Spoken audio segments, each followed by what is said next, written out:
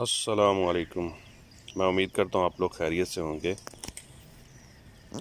आज मैं एक बहुत इम्पॉर्टेंट वीडियो लेके हाज़िर हूँ कि समर में गुलाब की या रोज़ेस की केयर कैसे की जाए। इनको कैसे एक्सट्रीम जो हॉट समर आता है, स्पेशली मैं लाहौर में हूँ, मुल्तान इस साइड पे, फैसलाबाद साइड पे, या वो जहाँ पे 40+ टेम्परेचर जाता है मई जून में, वहाँ पे रोज़ेस की कैसे केयर की जाए और उनको कैसे समर में सरवाइव करवाया जाए। तो आज हम इस पे बात करेंगे।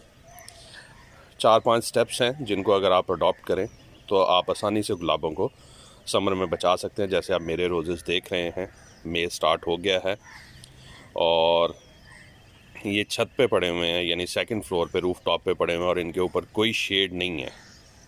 ये डायरेक्ट सनलाइट में होते हैं और इसी तरह ये हर साल यहाँ पे गुजारते हैं। तो चलिए अब स्टेप बाय स्टेप इनको देखते हैं कि हमें क्या करना चाहिए जिसमें ये आसानी से सरवाइव कर जाए। मैं आपको 2 पॉट की सॉइल दिखा रहा हूँ। ये पहला पॉट है। इस पॉट को 24 घंटे पहले पानी दिया था। इसकी सॉइल आपको नज़र आ रही होगी, बिल्कुल ड्राई है। एक तो बेस क्लीन रखनी है, उसमें कोई लीव्स नहीं होने चाहिए। ये सॉइल ड्राई है। और ये दूसरा पॉट आपको नज़र आ रहा होगा, इसकी सॉइल अभी तक मॉइस्ट है, या वेट आप कह लें। वेट तो नहीं है, मॉइस्ट है इसकी सॉइल। तो सबसे पहला जो स्टेप मैं आपको बताने जा रहा हूँ कि वो आपने इनको पानी कैसे देना है। जिसकी सॉइल ड्राई है उसको आपने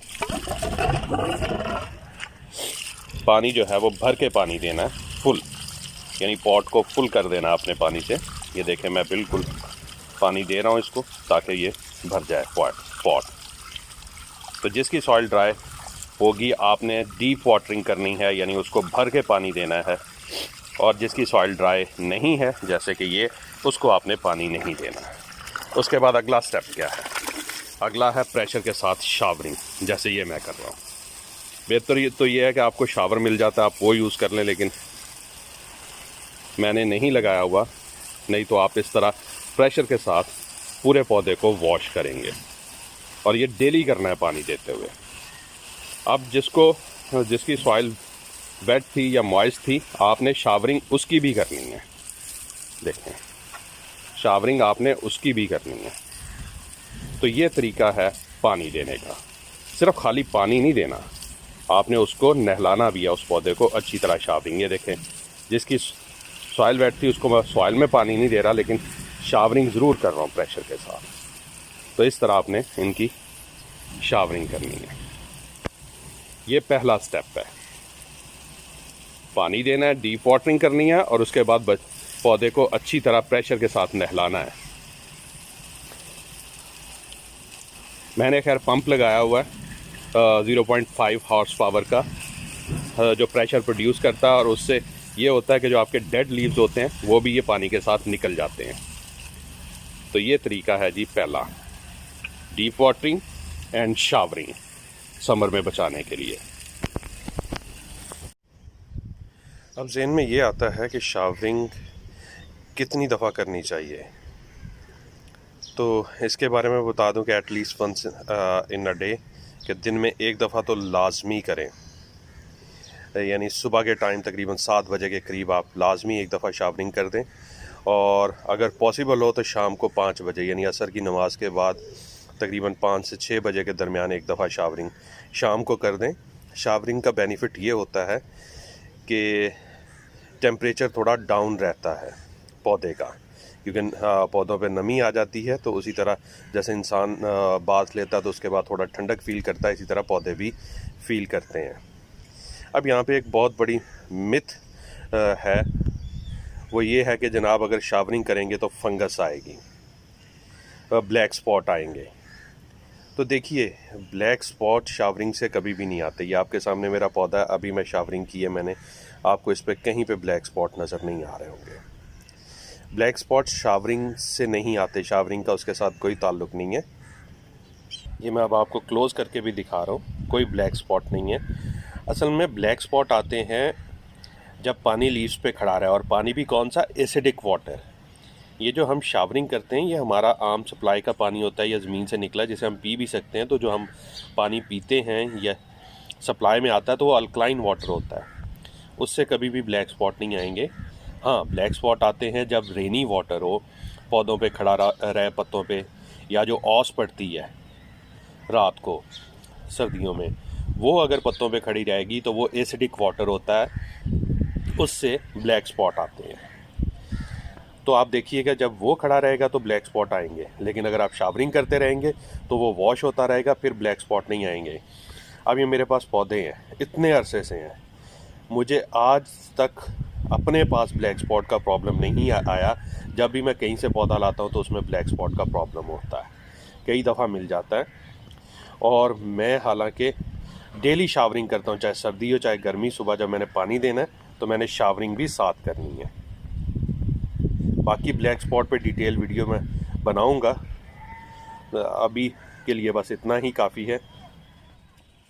पहले तरीके में आपने देखा कि पानी कैसे देना है, तो हमेशा याद रखिए जिसकी सॉइल ड्राई होगी उसी को आपने पानी देना, क्योंकि 24 घंटे में वो बेसिकली आपको अपनी कंजम्पशन बता रहा है कि 24 घंटे में मैंने जो पानी मुझे मिला था कंज्यूम कर लिया, तो मुझे और पानी चाहिए।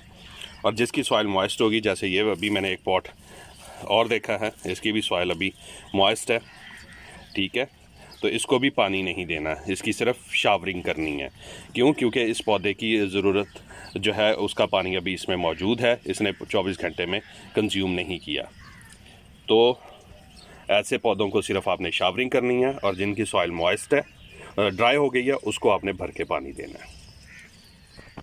सेकंड पॉइंट, आपकी सॉइल जो है पॉट में समटाइम ऊपर एक लेयर बना लेती है, हार्ड सी लेयर, जिसकी वजह से पानी ऊपर खड़ा रहता है काफ़ी देर तक।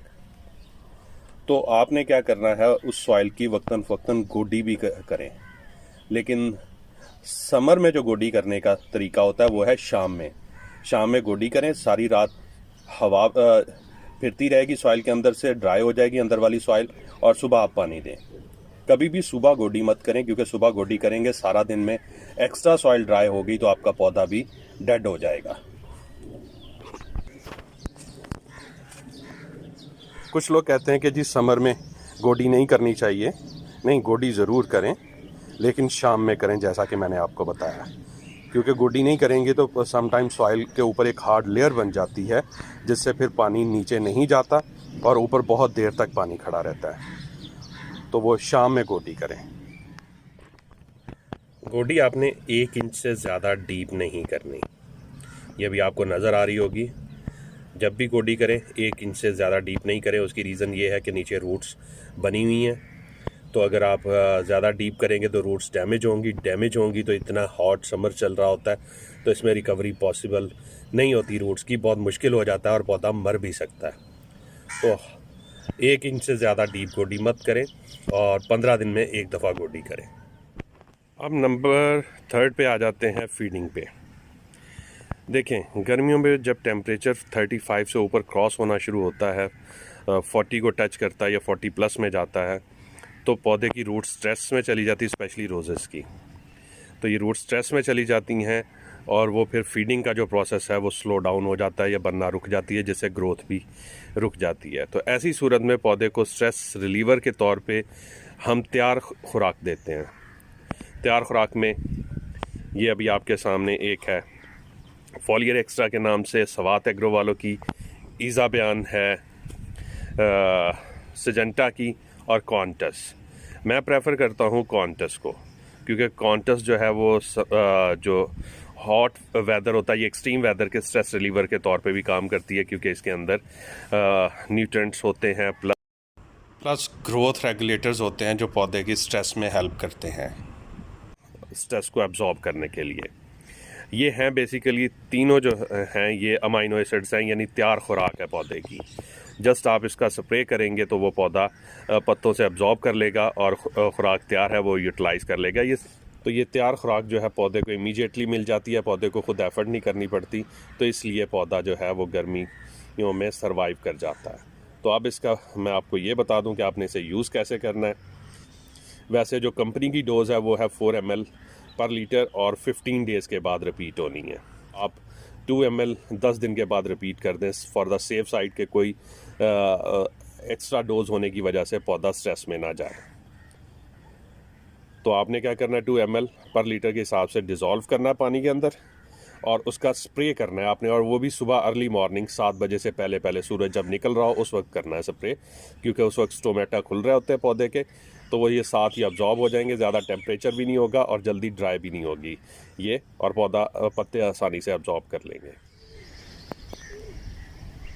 फोर्थ एंड केयर जो आपने करनी है वो है जी आपने स्प्रे पेस्टिसाइड, और पेस्टिसाइड में आपकी इंसेक्टिसाइड्स आ जाएंगी और फंजीसाइड्स। तो 40+ टेम्परेचर हो तो नॉर्मली पेस्ट का अटैक नहीं होता, ना ही फंगस अटैक करती है, लेकिन फिर भी फॉर द सेफ साइड या प्रिकॉशन के तौर पे 15 डेज़ में एक दफ़ा पेस्टिसाइड का और फंजीसाइड का लाजमी स्प्रे करते रहें। अब पेस्टिसाइड में आपके पास आ जाती हैं अमीडाक्लोप्रिड, वो पोल्ट्रन सी सिजेंटा की है, या कोई भी जिसमें अमीडाक्लोप्रिड हो, या थ्रिप्स वगैरह के लिए जो ट्रीट होती हैं, क्योंकि मेन थ्रिप्स और एफिड्स का ही प्रॉब्लम होता है या माइट्स का होता है, तो उनके लिए कोई भी अच्छी इंसेक्टिसाइड मैं बहुत दफ़ा जिक्र कर चुका हूँ, ओबेरॉन है, तो इनका आप 15 दिन में एक दफ़ा स्प्रे कर दें।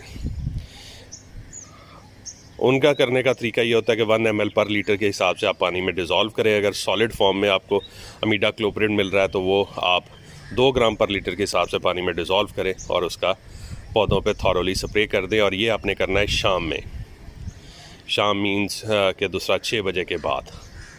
और इसी तरह जो फंजीसाइड है, फंजीसाइड में काफ़ी सारी फंजीसाइड है, लेकिन मैं ज़्यादा जो आजकल प्रेफर कर रहा हूँ वो है कैब्रियो टॉप FMC की, क्योंकि वो मल्टीपर्पज़ है, तो वो एक ही काफ़ी होती है। आप उसको क्या कहते हैं इसमें स्प्रे करें। अगर कोई आपके पास और फंजीसाइड है जैसे टॉप्सन एम है, फिर उसके बाद मिस्टर टॉप है, तो जो भी है, अगर लिक्विड फॉर्म में है तो 1 ml पर लीटर के हिसाब से, और अगर सॉलिड फॉर्म में है तो 1 ग्राम फंजीसाइड 1 ग्राम पर लीटर के हिसाब से डिज़ोल्व करें और थॉरोली स्प्रे कर दें।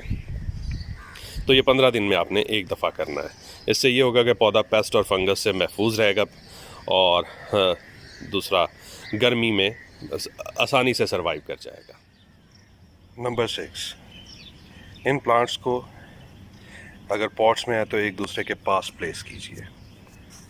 उससे ये होगा कि ये एक दूसरे के लिए शेड का काम करेंगे, और उससे इनको हेल्प मिलेगी कि ये जो हाई टेम्परेचर है उसको बर्दाश्त कर सके, जैसे ये आपको नज़र आ रहा होगा।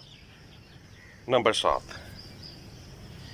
ये अभी आपको काउडंग कंपोस्ट नज़र आ रही है, गाय का गोबर जिसे कहते हैं। गर्मियों में ये बिल्कुल पौधे को नहीं देना। अप्रैल से लेकर अक्टूबर तक ये काउडंग कंपोस्ट बिल्कुल प्लांट्स को नहीं देनी, चाहे वो फुली डीकम्पोज हो, पार्शली डीकम्पोज हो, बिल्कुल नहीं देनी। सिर्फ नवंबर से लेकर मार्च तक ये दे सकते हैं, उसके अलावा ये आपने पौधे को बिल्कुल नहीं देनी। अगर आपने ऑर्गेनिक फीडिंग करनी है तो उसके लिए मैं आपको बताता हूँ अभी। उसके लिए आप यूज़ कर सकते हैं जो प्रोसेस्ड ऑर्गेनिक फीडिंग मिलती है ना, जैसे बोन मील हो गया, फिश मील हो गया, उसके बाद हॉर्न एंड हूव्स मील होता है। ये वाली जो फीडिंग है आप ये दे सकते हैं, वो भी थोड़ी क्वांटिटी में, तकरीबन मंथ में एक दफ़ा। उसके अलावा आप ऑर्गेनिक फीडिंग और कोई नहीं करेंगे इनके। नंबर 8, गर्मियों में फ्लावर्स लेने की कोशिश ना करें। फ्लावर्स को, जो स्पेंड फ्लावर हैं यानी जो ख़त्म हो गए, उनको तो काटना ही काटना है आपने। आप बर्ड्स को भी काट दें, बेहतर यही होगा।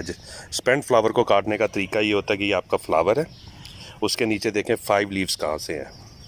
ये ऊपर ये 3 लीव्स हैं, उसके बाद ये 5 लीव्स, 1 2 3 4 5।